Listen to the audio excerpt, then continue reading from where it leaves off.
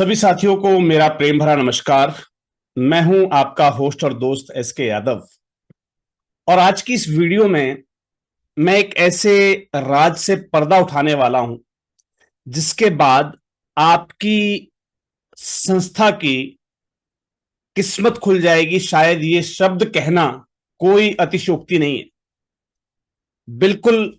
मैं प्राथमिक तौर पर आपको बताना चाहूंगा कि अगर आज की वीडियो में दी जा रही इंफॉर्मेशन को आपने ध्यान से समझ लिया, अगर ये आपके जहन में मेरी बात पहुंच गई, तो आज के बाद आपको फंड्स और ग्रांट्स के लिए कभी परेशान होने की आवश्यकता नहीं बनेगी।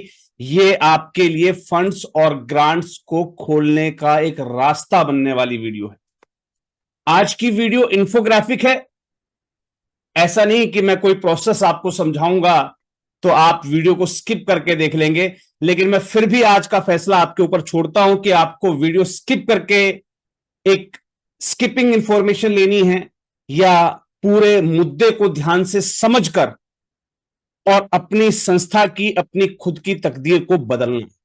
यह फैसला मैंने आपके ऊपर छोड़ दिया। मैं आज की अपनी इस वीडियो में जो मेन इंफॉर्मेशन है उसको देने की शुरुआत करूं, उससे पहले मैं आपसे एक प्रश्न पूछना चाहूंगा और ईमानदारी से आपका जवाब मुझे कमेंट बॉक्स में जरूर दीजिएगा। जैसे ही मैं आपसे प्रश्न करूं, आप वीडियो को पॉज करें और कमेंट बॉक्स में उसका जवाब लिखें। उसके बाद मैं उस जवाब के प्रत्युत्तर में आपको क्या कहने वाला हूं उसको समझें और फिर मिलान करें कि क्या आप सही हैं। और अगर आपने इतना सा ये जो टास्क है मेरे साथ कंप्लीट कर लिया, तो यकीन मानिए आपकी और आपकी संस्था की किस्मत बदल गई। आज से, आज के बाद ग्रांट्स, फंड्स, डोनेशन के लिए आपको किसी के अधीन रहने की आवश्यकता नहीं है। एक सीधा सा सवाल मेरा आपसे, एक बीइंग ह्यूमन, जब हमें जॉब की जरूरत हो, काम की जरूरत हो और हमसे कोई पूछे कि भाई आपकी क्या क्वालिफिकेशन है, क्या करते हैं आप, अपना रिज्यूमे आप मुझे दीजिए, तो मेरा सीधा सा पहला प्रश्न यह है कि क्या आप वहां भी रिज्यूमे अथवा सीवी की जगह अपने डॉक्यूमेंटेशन व्हाट्सएप करेंगे क्या? अपना फेसबुक अकाउंट, अपना इंस्टाग्राम अकाउंट, अपना यूट्यूब चैनल अकाउंट, अपने जो सोशल मीडिया हैंडल्स हैं उनको भेजते हैं क्या?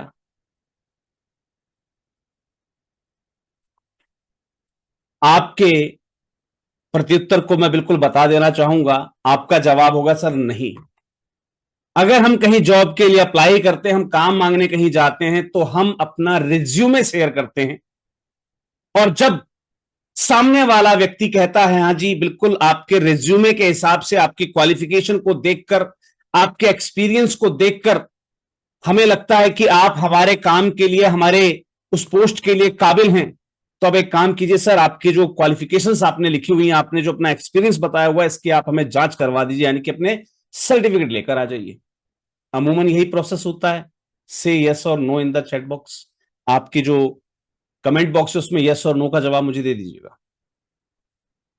अगर यही प्रोसेस है सर, तो जब संस्था के लिए कहीं आप बात करने जाते हैं, कहीं ग्रांट मांगने जा रहे हैं, किसी कंसल्टेंट से बात कर रहे हैं, आप अपनी संस्था के लिए कोई फंड पूछना चाहते हैं कि भाई मेरी संस्था, सर मुझे फंड मिलेगा नहीं मिलेगा, सामने वाला कहता है जी बताइए आपका क्या प्रोफाइल है। आप कहते जी मेरे पास 12 है, एटीजी है, CSR 1 है, दर्पण है, ये है वो है। अरे यार, आज के टाइम में मोर देन 80% संस्थाओं के पास डॉक्यूमेंटेशन है, लेकिन डॉक्यूमेंटेशन थोड़े भेजना है भाई। क्या भेजना होता है आपको? अपना एनजीओ प्रोफाइल। दूसरा प्रश्न मेरा आप सभी से कि कितने ऐसे साथी हैं, कितने ऐसे संस्थान हैं जिनके पास उनका एनजीओ प्रोफाइल रेडी है? मैं गारंटी ले रहा हूं, मेरे जितने भी व्यूअर्स मुझे देख रहे हैं, एक बार कमेंट बॉक्स में लिख दीजिएगा, 60% के पास अपना एनजीओ प्रोफाइल ही नहीं। चलो जी, कमियां बता रहा हूं मैं आपको, दूर कर सको, दूर करना चाहते हो तो चैनल से जुड़ जाना। राइट, राष्ट्रीय एनजीओ महासंघ का काम है आपको रास्ता दिखाना, चलना है आपको, सिखाऊंगा मैं आपको। दूसरा, जब आप बात करते हैं कि सर मुझे ग्रांट मिलेगी या नहीं मिलेगी, आपसे कहा जाता भी आपने क्या एक्टिविटी कर रखी है, क्या करती है आपकी संस्था। आप उठाकर ए बंच ऑफ फोटोज सामने वाले को भेज देते हो, सर हमने ये करा था, वो करा था, मैंने उसकी वीडियो भेज दी, आपको सारी फोटोज भेज दी। क्या यही करते हैं हम लोग? नहीं ना। जब भी हमसे हमारा इंट्रोडक्शन पूछा जाता है, हमारी एनजीओ का इंट्रोडक्शन पूछा जाता है कि आपकी एनजीओ क्या करती है, किस दम पर, क्या आपने ऐसे काम कर रखे जिनके ब्याह पर आपको प्रोजेक्ट सजेस्ट किया जाए, तो वहां पर भेजने के नाम पर हमारे पास होते हैं कुछ बंच ऑफ फोटोज, हमने ये एक्टिविटी कर रखी सर, ये अखबार की फोटो भेज दी, ये वहां की कटिंग भेज दी। क्या ये तरीका सही है? मैं एडमिट करता हूं, मेरी सभी वीडियोस से ऑलमोस्ट सभी कंसल्टेंट्स को दिक्कत होती है, प्रॉब्लम होती है, क्योंकि मेरी वीडियोस में मैं सारी इंफॉर्मेशन को एक्सप्लोर करता रहता हूं, जिससे कि काफी लोगों को ऐसा लगता है कि उनके कमाने का रास्ता बंद हो गया है, लेकिन नहीं सर। थोड़ा सा आप सोच को बदलिए, थोड़ा सा आप सोच को बदलिए। मेरे बताने से, मेरे वीडियो को एक्सप्लोर करने से आपकी कमाई का रास्ता बंद नहीं हो रहा है। यहां पर बैठे हुए एनजीओ आज भी बहुत से ऐसे जिन्होंने सीखने की इच्छा जिनके अंदर नहीं है, जिन्हें सब कुछ बना बनाया चाहिए, जिन्हें सब कुछ पैसे से हासिल करना है। सर आपके लिए तो मैं एक सोर्स हूं जहां से आप अच्छा सीख सकते हैं और अपने क्लाइंट को अच्छा सर्व कर सकते हैं। लेकिन आज मेरी इस वीडियो से आपको 1% आपत्ति नहीं होगी। आज मेरी वीडियो में कंसल्टेंट भी कमेंट करेंगे कि मेरी बात 100% की है कि नहीं है। हम कहते हैं हमारे साथ फ्रॉड हो गया। फ्रॉड कहां कहां होता है? एक कंसल्टेंट जो आपको कंसल्टेंसी देता है, आप कहते हैं जी उसने हमारा कंसल्टेंट या प्रोजेक्ट लिख दिया या प्रोजेक्ट अप्लाई कर दिया, पास ही नहीं हुआ, वो तो धोखा हो गया हमारे साथ। अरे भैया, उसने क्या लिख दिया? उसने क्या लिख दिया? आपने उसको इंफॉर्मेशन रिसोर्स क्या दिया था? कितने लोग हैं यहां पर जिन्होंने अपनी संस्था का एक्टिविटी प्रोफाइल बनाया, जिसे हम एनुअल एक्टिविटी प्रोफाइल कहते हैं? ऑलमोस्ट मैं गारंटी लेता हूं कि मोर देन 60% एनजीओ के पास उनका एक्टिविटी प्रोफाइल नहीं है। अगर मैं गलत हूं तो नीचे अपना अपना जवाब टाइप कर दीजिए, हाँ जी, I have my NGO activity profile. More than 60% NGO के पास उनका एक्टिविटी प्रोफाइल नहीं है। और सर उसमें भी कहते हैं ना, सोने पे सुहागा, है ना, उसमें भी एक बड़ी काम की बात बताता हूं मैं आपको कि बचे हुए जो 40% एनजीओ है जो ये कहते हैं हाँ जी सर मेरे पास तो एक्टिविटी प्रोफाइल है, यानी कि मैं तो सबसे बेस्ट हूं, जिन्होंने भी नीचे कमेंट किया है ना कि हाँ जी मेरे पास एक्टिविटी प्रोफाइल है, अब उन 40% लोगों को मैं चैलेंज कर रहा हूं। अब उन बचे हुए 40% लोगों को जो ये कहते हैं कि मेरे पास एनजीओ का मेरा एक्टिविटी प्रोफाइल है, सर मैं आपको चैलेंज करता हूं, जिस गाइडलाइन के हिसाब से आपका एनजीओ एक्टिविटी प्रोफाइल बनना चाहिए, उस गाइडलाइन से अगर आपका एनजीओ एक्टिविटी प्रोफाइल बना हो तो सर मैं जो कहेंगे वो हारने के लिए तैयार हूं। 80% लोग अभी भी फेल हो जाएंगे, वो कहेंगे हाँ जी हमारे पास एक्टिविटी प्रोफाइल तो था, लेकिन जो तरीका होना चाहिए एक्टिविटी प्रोफाइल का, जिस प्रीफेस के साथ उसे बनाया जाना चाहिए, उसका तो हमने आज तक ध्यान ही नहीं था, हमें पता ही नहीं था। हमारे एक्टिविटी प्रोफाइल में हम क्या करते हैं? एक फोटो या एक आइडेंटिकल फोटोग्राफ हम डाल देते हैं, उस पूरे जो कार्यक्रम है, जो एक्टिविटी हमने की है, उसकी हम डिटेल समरी लिख देते हैं कि भाई हमने फला जगह फला दिन ये कार्यक्रम किया था, इतने लोगों को हमने लाभान्वित कर दिया, है ना, इस ऐसे ऐसे हमने ये कार्यक्रम आयोजित किया। That's it. एग्री करते हैं ना इस बात को? आप इतना ही करते आए आपने रिपोर्ट में? मुझे एक बात बताइए, आपकी जगह अगर एक फंडर है, एक डोनर बैठा हुआ है, वो कहेगा भैया तूने लत्ते बांट दिए, तूने कपड़े बांट दिए, तो क्या उखाड़ लिया, क्या कर दिया ऐसा? आपने समाज में कोई एक्टिविटी कर दी, किसी रैली को निकाल दिया, किसी भी प्रकार का प्रोटेस्ट कर दिया, आपने किसी प्रकार की कोई भी डोनेशन ड्राइव एक्टिविटी कर ली, तो सर क्या औचित्य था उसका, क्यों किया उसको, क्या हम पे एहसान किया आपने? क्या ऐसा सवाल पूछ सकता है डोनर? बिल्कुल सर। एक डोनर के मन से सीधा सवाल ये निकलेगा, क्यों? क्योंकि कारण आप हैं, आपने अपनी एक्टिविटी को सही तरीके से रिप्रेजेंट नहीं किया। अब कैसे रिप्रेजेंट करना है उस पर जाने से पहले मैं आपको बता देना चाहूंगा, जिसे हम आज अपना एनुअल एक्टिविटी रिपोर्ट या एनजीओ एक्टिविटी रिपोर्ट कहते हैं, ये सिर्फ एक जगह काम नहीं आती। मैंने कहा ना कि आपकी ये जो वीडियो ना आज आपकी तकदीर को बदल देगी, अगर आपने ध्यान से इसे सुन लिया और समझ लिया। ये एक्टिविटी या जो एनुअल रिपोर्ट होती है ना, ये आपकी एनजीओ का प्राइम फेस होती है। प्राइम फेस समझते हैं आप? जब हम किसी के पास जाते हैं पहली बार मिलने के लिए, हमने अच्छे तरीके से अपने आप को ड्रेसअप कर रखा है, तो सामने वाला हमारी बात सुनेगा, और हम यूं ही गवारों की तरह पहुंच जाएंगे उसके पास, वो कहेगा भाई यूं ही है, कोई चलता कर देगा आपको। और वही होता है आपके एनजीओ प्रोफाइल के साथ, आपने कितने भी अच्छे तरीके से बनाया हो, designing does not matters. Designing सबकी अलग अलग होती है, कोई उसमें बॉर्डर्स यूज कर लेता है, कोई साइड में फूल या सितारे लगा देता है, कोई लाइनिंग डैश और तमाम प्रकार के जो है जो डिजाइनिंग एसेट्स हैं उनका यूज करके हर एक व्यक्ति अपनी डिजाइनिंग अच्छी कर सकता है। लेकिन सर बात आती है कंटेंट की। तो ध्यान दीजिएगा कि जिस मुद्दे की आज मैं बात करने जा रहा हूं, यह मुद्दा कई जगह काम आता है। आपको एनजीओ की अपनी पहचान बतानी है, वहां आपकी एनुअल रिपोर्ट या एक्टिविटी रिपोर्ट काम आती है। आपको प्रोजेक्ट लेना है तो एनुअल एक्टिविटी प्रोफाइल चाहिए। आपको ग्रांट अप्लाई करनी है, एनजीओ एक्टिविटी प्रोफाइल चाहिए सर आपका। आप कंसल्टेंट के पास जाते फिर कहते जी हम तो फ्रॉड का शिकार हो गए। क्यों हो गए भाई? अरे भाई जब आपने उसको कोई इंफॉर्मेशन नहीं दी, आपने बंच ऑफ फोटोज दे दिया, आपने अपना फेसबुक और ट्विटर अकाउंट के लिंक दे दिए, वो अगला लिखेगा क्या भाई? आपके पास अपना एक्टिविटी प्रोफाइल है, उसे एक्टिविटी प्रोफाइल शेयर कीजिए, फिर देखिए वो क्यों नहीं लिखेगा आपके काम के बारे में। और उसके प्रपोजल में लिखने से पहले आपका एक्टिविटी प्रोफाइल बहुत कुछ बयां कर चुका होगा।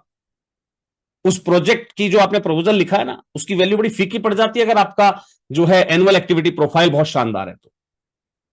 बात करते हैं डोनर कम्युनिकेशन की। आपको किसी डोनर से बात करनी है कि सर हम ऐसे ऐसे काम करते हैं, हमें जो है मौका दिया जाए, कभी आपकी तरफ से कोई ग्रांट या सहायता उपलब्ध कराई जाए। वो कहेगा जी ठीक है, मुझे आप भेजिए। आप भेज देते हैं उठाकर डॉक्यूमेंट। डॉक्यूमेंट तो दुनिया के पास है भाई, आपने ऐसा किया क्या है जिसके दम पर आप ग्रांट मांगने आए हैं? तो आपसे मांगा जाता है आपका एक्टिविटी या annual activity profile, annual activity report. वो तो हम भेजते नहीं है, हम भेज देते हैं bunch of documentation, registration certificates और bunch of photos, social media profile के link. That is not a great communication pattern. ये कोई अच्छा कम्युनिकेशन पैटर्न नहीं है। आप कंसल्टेंट से बात करते हैं, सर वो फलानी ग्रांट आई हुई है, ये मेरी संस्था इसमें एलिजिबल हो जाएगी क्या? अरे भैया उससे सपने आ रहे हैं कि आपकी संस्था एलिजिबल होगी या नहीं होगी। जब आप ऐसी मूर्खतापूर्ण सवाल करते हैं कि सर मेरी संस्था इसमें एलिजिबल है या नहीं है, तभी वो आपसे कहते हैं कि हाँ जी बिल्कुल एलिजिबल, आप तो पैसे दो, हम प्रपोजल लिख के जमा कर देते हैं। उससे क्या मतलब है यार? जब आप बेवकूफ बैठे हो तो वो पागल थोड़े वो कह देगा नहीं सर एक काम करो आप, तो मैं आपका एक रिपोर्ट निकालूंगा, पूरा एक्टिविटी प्रोफाइल समझूंगा आपका, तब मैं बता पाऊंगा कि आप हैंगे या नहीं एलिजिबल। आपने कह दिया जी मेरे पास 3 साल की ऑडिट है, 3 साल का मेरा पूरा जो है तामझाम बना हुआ है, ऑडिट वॉडिट करवा रखी है, सारे सर्टिफिकेट है मेरे पास, 1280 CSR 1। वो तो कहेगा भैया ठीक है यही डॉक्यूमेंट मांगे, यही डॉक्यूमेंट दे दे, जमा कर दे, हो जाएगा तेरा अप्लाई। और आप फिर बाद में कहते जी हम तो ठगी के शिकार हो गए। भैया काहे के लिए ठगी के शिकार हो गए? उसने क्या गलत कर दिया आपके साथ? जब आपने उसे बताया ही नहीं आपके एक्टिविटी प्रोफाइल के बारे में, जब आपने उसको अपना एनुअल एक्टिविटी रिपोर्ट ही नहीं भेजी है, उसे क्या पता कि आपने उस पर्टिकुलर विषय पे काम कर रखा था कि नहीं कर रखा था? आपने पूरे साल काम किया एजुकेशन के ऊपर, लेकिन आपने कंसल्टेंट से क्या पूछा? जी मेरे 3 साल पूरे हो गए, CSR 1 मेरे पास है, 1280 जी मेरे पास है, दर्पण मेरे पास है, रजिस्ट्रेशन मेरे पास है, बायोलॉजी मेरे पास है, क्या मैं इसके लिए एलिजिबल हूं? भाई वही डॉक्यूमेंट मांगेंगे, हाँ जी आप एलिजिबल हो, कर दो अप्लाई। और फिर आप कहते हो जी ठगी के शिकार हो गए। आप उसे अपना एक्टिविटी प्रोफाइल दिखाइए, वो देखते ही कहेगा भैया आपने काम तो एजुकेशन पे कर रखा और ये ग्रांट हेल्थ की है, नहीं हो आप एलिजिबल। तो थोड़ी सी कॉमन सेंस यूज कीजिए। जिस चीज की बहुत जरूरत है, मैं बताता जा रहा हूं, जब भी आपको अपने एनजीओ का प्राइम फेस बताना है, आपको एनुअल एक्टिविटी रिपोर्ट की आवश्यकता पड़ेगी। आपको प्रोजेक्ट चाहिए, एनुअल एक्टिविटी रिपोर्ट की आवश्यकता पड़ेगी। आपको ग्रांट चाहिए, एनुअल एक्टिविटी रिपोर्ट की आपको आवश्यकता पड़ेगी। राइट, कंसल्टेंट से कम्युनिकेशन कर रहे हैं, एनुअल एक्टिविटी रिपोर्ट भेजिए, फिर उससे बात कीजिए। आप डोनर कम्युनिकेशन कर रहे हैं, एनुअल एक्टिविटी रिपोर्ट भेजिए उसे। राइट, जो आपका एनुअल एक्टिविटी रिपोर्ट है, एनजीओ एक्टिविटी रिपोर्ट, जो भी आप इसे कहते हैं, ठीक है, वो उसको भेजिए। आपको अपनी संस्था का इंट्रोडक्शन देना है, सेल्फ इंट्रोडक्शन देना, अपना एनुअल एक्टिविटी रिपोर्ट भेजिए। इससे पता लगता है आपकी संस्था क्या कर रही है, क्या नहीं कर रही है, आपकी संस्था में क्या पावर है, कितना आपकी संस्था को ग्रांट मिल सकती है, नहीं मिल सकती, एलिजिबल है या नहीं है, वो सब कुछ आपका एनुअल एक्टिविटी रिपोर्ट बताती है कि किस ग्रांट के आप काबिल है या नहीं है। आपको प्रपोजल लिखवाना है, तब भी आपका एनुअल एक्टिविटी रिपोर्ट चाहिए, क्योंकि वहीं से वो एक्टिविटीज जो सिमिलर एक्टिविटीज होती हैं आपके through out the 3 financial years की, है ना, उसमें से जो पर्टिकुलर आइडेंटिफाइड एक्टिविटीज होती है, मान लीजिए आप किसी हेल्थ का प्रोजेक्ट अप्लाई कर रहे हैं, तो 3 साल के अंदर मैंने हेल्थ के ऊपर जितने भी काम कर रखे हैं, वहां से वो डाटा उठाया जाएगा, उसके बाद हमारे जो है प्रोजेक्ट प्रपोजल के अंदर लिखा जाएगा कि हमने पिछले 3 वर्षों में इतना काम कर रखा है हेल्थ के ऊपर। आपको वेबसाइट बनवानी है, क्या लिखवाएंगे वेबसाइट में, क्या देंगे आप? कुछ फोटोज या सोशल मीडिया अकाउंट्स के लिंक शेयर करने से सारा काम हो जाएगा? नहीं सर। फिर आप कहते हैं जी हमें तो वेबसाइट वालों ने ठग लिया, हमने तो जैसी वेबसाइट बनाई थी हमारे मन की वेबसाइट नहीं बनी। अरे यार, मन की वेबसाइट कैसे बनेगी? आपने जो काम कर रखा है, आपको अपना काम दिखाई दे रहा है कि मैंने तो इतना सारा काम कर रखा है, वेबसाइट पे तो कुछ आया ही नहीं। अरे वेबसाइट पे आएगा कहां से मेरे दोस्त, जब आपने उसे एक्टिविटी प्रोफाइल ही नहीं भेजा अपना। तो एनजीओ एक्टिविटी रिपोर्ट या जो एनुअल एक्टिविटी रिपोर्ट होती है ना, ये बहुत बड़ा अहम हिस्सा है आपकी लाइफ का। और जिसकी मैं बात कर रहा था, जो साथी मेरे 40% मुझे सुन रहे हैं इस समय, जो ये सोच रहे हैं कि भाई मेरे पास तो मेरा एनुअल एक्टिविटी रिपोर्ट है, तो सर मैं एक बड़ा सा सवाल करूंगा आपसे सिर्फ, और उस सवाल में मेरे सारे आपके मन का वहम और मेरे सारे जवाब हैं। आपकी एक्टिविटी रिपोर्ट में होता क्या है? एक एक्टिविटी और उसके बारे में विवरण कि आपने वो एक्टिविटी कब की, कहां की, राइट, लेकिन वो एक्टिविटी आपने क्यों की, ये नहीं होता है। उस एक्टिविटी को करते समय आपने किन किन परेशानियों का सामना किया, ये नहीं होता है। उससे आपने क्या सीखा, ये नहीं होता है। उसको करने के पीछे आपका अगला फाइनेंशियल गोल क्या है, या आपका फ्यूचर प्लान क्या है, ये नहीं होता सर। तो बता देता हूं, एक अच्छे एक्टिविटी रिपोर्ट के अंदर एक कवर पेज होता है, जिसके अंदर आपके एनजीओ का नाम होता है, लोगो होता है, आपकी रिपोर्ट का टाइटल होता है, उसका रिपोर्टिंग पीरियड होता है, किस समय से किस समय तक की आपकी वो एनुअल रिपोर्ट है, राइट। एक एग्जीक्यूटिव समरी होती है उसके अंदर, पूरे साल का जो आपने लेखा जोखा आप देखें, उसकी एक कंप्लीट एग्जीक्यूटिव समरी होती है, जिसके अंदर आपके जो है आप ब्रीफली हाईलाइट करते हैं आपके की अचीवमेंट्स, इंपैक्ट्स और फ्यूचर गोल्स। उसके बाद एक इंट्रोडक्शन होता है, जहां पर आप आउटलाइन करते हैं एनजीओ के मिशन को, ऑब्जेक्टिव्स को, उनके स्कोप ऑफ द रिपोर्ट को, कि उस रिपोर्ट का स्कोप क्या बन सकता है। उसके बाद शुरू होती हैं आपकी एक्टिविटीज, जिन्हें हम कहते हैं कि भाई हमने क्या क्या एक्टिविटी कर रखी है, या फिर मान लीजिए हमने पूरे साल में किसी प्रोजेक्ट पे काम कर रखा है, तो वो जो प्रोजेक्ट होता है, वो जो एक्टिविटीज होती हैं, उसका ओवरव्यू होता है, यानी कि की इंपोर्टेंस क्या थी उसकी, आपको एक्टिविटी क्यों करनी पड़ी। भाई मैंने जी मास्क बांट दिए, अरे क्यों बांटे भाई, किस खुशी में बांटे, तो आपको उसे डिफाइन करना होता है कि वो दौर ऐसा चल रहा था कि जो है कोरोना काल चल रहा था, और उसमें हमें जो है मास्क की इंपॉर्टेंस बहुत ज्यादा थी, इसलिए हमने मास्क बांटे। जी हम तो राशन बांटते आ रहे 1 साल से, क्यों बांट रहे हो भाई? किसने कहा आपसे राशन बांटने के लिए? क्या की इंपॉर्टेंस है उसकी? जब तक आप उसको डिफाइन नहीं करेंगे कि बहुत सारे मजदूर हैं या बहुत सारे रिक्शा चालक हैं जो काम ना मिलने की वजह से, काम क्यों नहीं मिल रहा है, बेरोजगारी क्यों है ना, और सिर्फ आपके टारगेट बेनिफिशियरी फिर रिक्शा चालक ही क्यों है? जब उन्हें काम नहीं मिला तो रिक्शा ही क्यों चला रहे हैं वो? जिस सारे रिक्शा चालक है शाम को खाना नहीं मिलता, अरे भाई फिर काहे के लिए रिक्शा चला रहे हैं? वो कुछ और काम क्यों नहीं कर लेते? दाढ़ी मजदूरी क्यों नहीं कर लेते? क्या जरूरत है उनको फ्री में राशन बांटने की?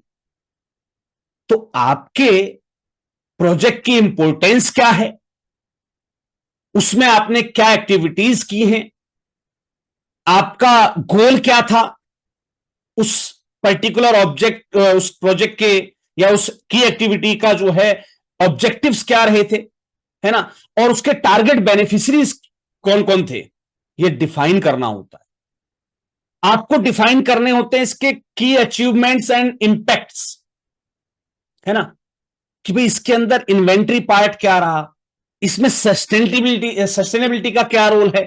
जी हमने तो राशन बांट दिया, राशन बांटने से क्या हो गया? सस्टेनेबिलिटी कहां है उसके अंदर? आपके राशन बांटने से सस्टेनेबिलिटी होगी क्या? भाई अगला उससे तो जो है फ्री का खाने की आदत और लग गई। तो आपके प्रोजेक्ट के अंदर सस्टेनेबिलिटी का एक इंपॉर्टेंट रोल होता है। अब कुछ लोग कहेंगे सर क्या हम राशन बांटना बंद कर दें? नहीं सर, राशन बांटने को मना नहीं किया है, लेकिन वो डिपेंड करता है परिस्थिति के ऊपर। खुदा ना खास्ता कभी कभार कोई ऐसी असामयिक परिस्थिति आ जाती है, जैसे हम कहीं भी रक्षा बचाव दल में जाते हैं, कोई इंसिडेंट हो गया, वहां आप राशन बांट रहे हैं कुछ समय के लिए, दैट इज लीगल, विजिबल है वो, लीगल है वो। आप लंगर चला रहे हैं जी, दैट इज नॉट एक्टिविटी, ये चैरिटी है। और ग्रांट्स जो मिलती है ना आपको, चैरिटी के दम पे नहीं मिलती, सोशल वर्क के दम पे मिलती है। और सोशल वर्क वो है जो सामने वाले व्यक्ति को किसी भी चीज के लिए काबिल बनाए, उसकी समस्या को दूर करके उसे sustainable banana, that is called social work, है ना। तो आपने उसके क्या इंपैक्ट रहे, है ना, स्टेटिक्स क्या थी उसकी, क्या केस स्टडी थी उस पर्टिकुलर एक्टिविटी के पीछे, वो आपको अपने अचीवमेंट्स और इंपैक्ट के अंदर दिखाना होता है। आपको बताने होते हैं चैलेंजेस, कि क्या चैलेंजेस थे और क्या आपने लेसन लर्न किया उससे, है ना। जो भी आपने चैलेंजेस फेस किए हों उससे आपने क्या जो है लेसन लर्न किया है ना, और क्या क्या उसके एरिया ऑफ इंप्रूवमेंट्स क्या क्या हो सकते हैं, है ना, उनको हाईलाइट करना। ये सब चीज उस एक्टिविटी रिपोर्ट में आपको दिखानी होती है पर एक्टिविटी के हिसाब से, पता है। उसके बाद एक फाइनेंशियल इंफॉर्मेशन देनी होती है, एक समरी देनी होती है इनकम और एक्सपेंसेस की, है ना, जिससे कि आप डेमोन्स्ट्रेट कर सके कि आप रिस्पॉन्सिबिलिटी के साथ फाइनेंशियल मैनेजमेंट कर रहे हैं। आपको मॉनिटरिंग एंड इवेल्यूशन देना होता है कि कैसे आपकी संस्था इन एक्टिविटीज या प्रोग्राम्स का जो है मॉनिटरिंग करती है, इसका इवेल्यूशन करती है, इसके अंदर डाटा कलेक्शन मेथड्स या जो है इवेल्यूशन फाइंडिंग्स कैसी की जा रही हैं, वो सारी चीजें आपको लास्ट में एक ब्रीफ रिपोर्ट देनी होती है सारी एक्टिविटीज के बाद में, है ना। तो मैंने क्या क्या चीज बताई आपको? पहला, एक संस्था का कवर पेज जो उस एक्टिविटी रिपोर्ट का होता है, उसके बाद एक एग्जीक्यूटिव समरी होती है through out the year activities की, है ना। उसके बाद एक इंट्रोडक्शन होता है संस्था के मिशन, विजन, ऑब्जेक्टिव्स और स्कोप ऑफ द रिपोर्ट का। उसके बाद आपकी एक्टिविटीज हो जाती है, फिर काफी सारे पेजेस जो है ना आपके एक्टिविटीज के या प्रोजेक्ट के हो जाएंगे, है ना। और उसी में जब आप पर्टिकुलर एक्टिविटीज को या प्रोजेक्ट को दर्शा रहे होंगे तो उसी में आपको उसके अचीवमेंट्स और इंपैक्ट्स लिखने हैं, और उसी में आपको क्या आपने वहां चैलेंजेस फेस किए और क्या आपने लेसन लर्न किए वो भी उसमें मेंशन करना है। अब जो नया टॉपिक बनेगा वो आता है आपका क्या, फाइनेंशियल इंफॉर्मेशन का। ये एक कोलैबोरेटिव होता है पूरे साल का, है ना। तो फाइनेंशियल इंफॉर्मेशन दिखाना होता है जिसमें एक समरी दी जाती है, भाई आपने इनकम एक्सपेंडिचर्स या इनकम इतनी थी, एक्सपेंसेस इतने थे, जिससे एक जो है ना एक फाइनेंशियल मैनेजमेंट की रिस्पॉन्सिबिलिटी डेमोन्स्ट्रेट हो सके आपकी। उसके बाद एक मॉनिटरिंग और इवैल्यूएशन रिपोर्ट बनानी होती है कि कैसे आपकी संस्था ने सारी एक्टिविटीज या प्रोग्राम्स को मॉनिटर किया है, कैसे आप डाटा कलेक्शन मेथड्स क्या था आपका, है ना, और जो है इवैल्यूएशन फाइंडिंग्स क्या रही आपकी। उसके बाद आपको हाईलाइट करने होते थ्रू आउट द ईयर जो स्टेक होल्डर एंगेजमेंट रही आपके साथ, उसमें आपको पार्टनरशिप्स को हाईलाइट करना होता है, आपके कोलैबोरेशंस को हाईलाइट करना होता है, आपके स्टेक होल्डर के फीडबैक्स को हाईलाइट करना होता है। Through out the year report के अंदर, है ना। उसके बाद आपको फ्यूचर प्लान्स देने होते हैं कि आपका जो एनजीओ के फ्यूचर प्लान्स हैं, गोल्स हैं या फ्यूचर स्ट्रेटजीज हैं, वो क्या रहेंगी, है ना। इसके साथ आपको कुछ अपेंडिक्स यूज करने होते हैं, like supporting documentations, data, additional information, है ना। उसके बाद आपकी कॉन्टैक्ट इंफॉर्मेशन हो जाती है, डोनर की एक्नॉलेजमेंट हो जाती है। तो सर अब मुझे जवाब दीजिए कि ऐसे कितने साथी हैं जिनकी एक्टिविटी रिपोर्ट या एनुअल एक्टिविटी प्रोफाइल कुछ इसी वे में बना हुआ है। भाई आपने एक डोनर के पास, एक फंडर के पास अपनी एक्टिविटी रिपोर्ट भेज दी जिसके अंदर एक फोटो है और उस फोटो में जो काम हुआ है, जो आपने काम किया, उसके बारे में आपने चर्चा कर रखी, दैट्स इनफ। क्या इतना पर्याप्त है? उससे वो क्या मतलब निकालेगा? लेकिन जहां आपने बताया है उसकी अचीवमेंट्स के बारे में, इंपैक्ट्स के बारे में, फ्यूचर गोल्स के बारे में, प्रोजेक्ट की इंपॉर्टेंस के बारे में, है ना, उसके गोल्स, उसके ऑब्जेक्टिव्स क्या थे, टारगेट बेनिफिशरीज कौन कौन थे, आपके उस पर्टिकुलर एक्टिविटी के क्या इंपैक्ट्स रहे, क्या अचीवमेंट्स रही उनकी, क्या आपने चैलेंजेस फेस किए, क्या आपने लेसन लर्न किया, आपने उसकी फाइनेंशियल इंफॉर्मेशन वहां टैग की, आपने मॉनिटरिंग और इवैल्यूएशन की, अपनी स्ट्रेटजी को वहां पर डिफाइन किया, आपने स्टेक होल्डर एंगेजमेंट को दिखाया, आपने अपने फ्यूचर प्लान डिसाइड किए, ड्राइव करवाए वहां पर, आपने जो है सपोर्टिंग डॉक्यूमेंट्स, डाटा या एडिशनल इंफॉर्मेशन जो है एड ऑन किए। तभी तो एक डोनर के दिमाग में क्लिक होता है कि भाई यार, इस प्रोजेक्ट को हम इस स्केल पर अगर लेकर जाना चाहें तो ये संस्था बड़े काम की है, क्योंकि इसने इस लेवल पे काम कर रखा है। समझिए बात को। अगर मेरी बात आप तक पहुंच गई है और आप ये शानदार जो है एनुअल प्रोफाइल या एनुअल एक्टिविटी रिपोर्ट या एनजीओ एक्टिविटी रिपोर्ट अगर आप इस बेहतरीन तरीके से लिखना चाहते हैं, ये सीखना चाहते हैं, तो नीचे कमेंट बॉक्स में मुझे टाइप कर दीजिए, yes I want to learn. आपको मेरी एक स्पेशल क्लास का लिंक भेज दिया जाएगा। ये क्लास मेरा प्रयास रहेगा फ्री ऑफ कॉस्ट रहेगी हमारे एनजीओ के लिए, क्योंकि मार्च का महीना एंड होने वाला है और यही वो महीना होता है जब हमें थ्रू आउट द ईयर का एक्टिविटी प्रोफाइल अपना रेडी करना होता है। तो इस साल आपने क्या क्या काम किए हैं और कैसे उनको दर्शाना है आपको, ये सारी चीज मैं आपको लाइव सिखाने वाला हूं। लेकिन सिखाऊंगा उसी साथी को जो इस इंफॉर्मेशन को, इस वीडियो को और संस्थाओं के साथ भी शेयर करेगा और नीचे कमेंट बॉक्स में लिखेगा आई वांट टू लर्न।